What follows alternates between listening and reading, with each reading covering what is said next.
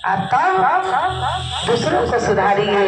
अपना खेत जोताया नहीं और दूसरे के खेत जोत रहे हैं। सिवान के काम एक चर्चा में बरखा दीदी पूछ रही हैं, कहीं दूसरे जिले के दीदी आई हैं लोग, दीदी पूछ रही हैं, ये दीदी साहब का घर कहाँ है जानती हैं? तो कह रही है कि नहीं। हम चर्चा सुन रही थी, कह रहे हैं कि नहीं। ये दीदी आप जानती हैं? तो नहीं। आप जानती हैं? तो नहीं। तो दीदी कह रही है कि कैसे आपका जिला है ना, उसी तरह एक छोटा सा सिवान जिला है।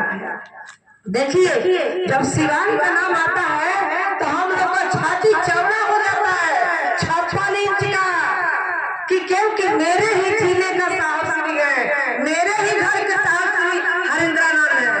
तो दीदी कह रही है कि सिवान जिला है, उसी के बगल में एक छोटा सा गांव है अमलोरी।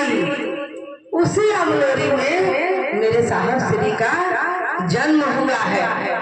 हमको और आपको जानना चाहिए कि दीदी का जन्म कहाँ हुआ है, साहब का जन्म कहाँ हुआ है, दीदी के मायका कहाँ है।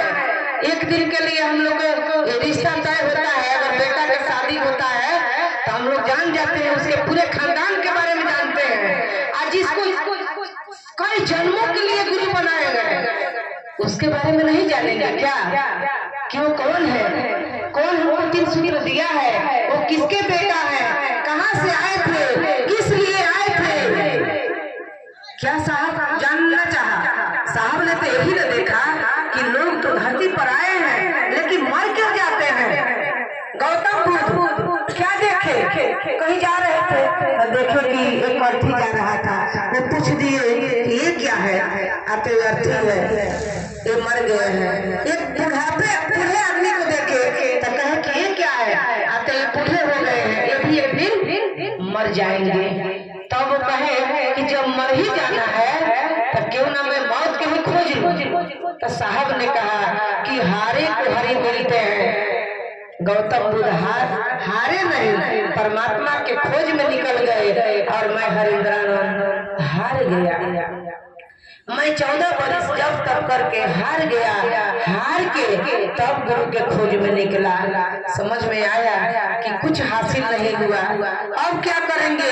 अब ना घर के ना घाट के, अब तो माँ बाप से भी मैं बुरा बन गया और 14 वर्ष में कुछ नहीं मिला। भूत प्रेत साधु संत ऋषि महात्मा हमको फंसाते चले गए महादेव, अब कुछ नहीं मिले। तब ख्याल आया कि गुरु ब्रह्मा गुरु विष्णु गुरु देवो महेश्वर गुरु साक्षात परब्रह्मा तस्मै श्री गुरुवे नमः।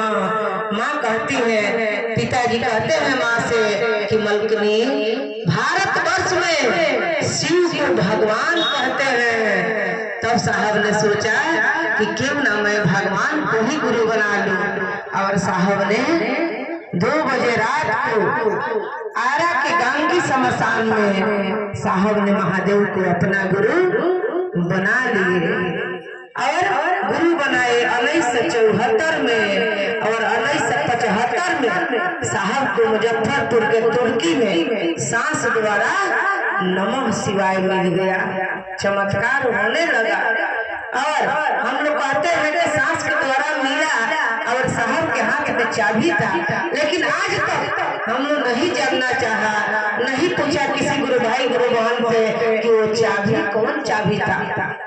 हम लोग तो यही समझे कि किसी कमरे के चाबी था या गाड़ी का चाबी था, लेकिन वो चाबी था अध्यात्म का। लेकिन दीदी बता रही है कि साहब के कमरा रहते हुए, घर रहते हुए उस घर में नहीं सोते थे, अलग में एक छोटा सा कमरा लिए थे और एक चादर बिछाए थे जमीन पे और तकिया क्या लगाए थे साहब, एक ईंटा का तकिया लगाए थे। और उनके घर में पीला बल्ब एक जल रहा था और साहब सबसे अकेले रहते थे और दिन रात महादेव के बारे में सोचते थे। और किसी को सांप काट देता था और वो आता था साहब को बुलाता था, साहब कहते थे कि जाइए, जाने को मन नहीं है, घर जाइए ठीक हो जाएगा। और वो घर जाते थे और उसके बेटा ठीक हो जाता था।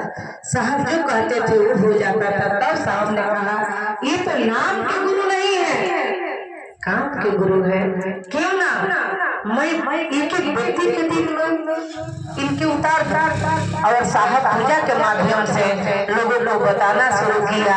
उसके बाद आकाशवाणी हुआ कि जो तुम करते हो एक दूसरे को बताओ। महादेव ने कहा कि क्या प्रचार की जरूरत है क्या? साहब बोले कि प्रचार की जरूरत है। अब महादेव अंतिम वाक्य क्या बोले?